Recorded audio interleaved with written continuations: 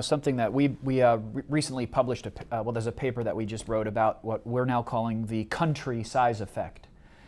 There's been very little research done on this, but it's another factor that we have sort of done some work on it. It's about having more exposure to smaller countries than larger countries.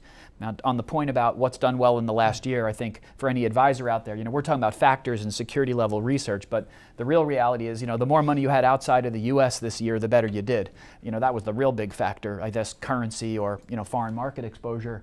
And then a lot of these themes we talk about at the security level also work in other countries. But this idea of thinking about your country weighting, a lot of the concepts we're describing, like price to book, price to earnings, you can almost think of countries as stocks and think about price to book or price to GDP. And what you'd find is you'd have, if you followed these ideas at the country level, you'd probably have a little more exposure to smaller countries and a little less exposure to bigger countries, of course the US being the biggest country if you rank it by market cap.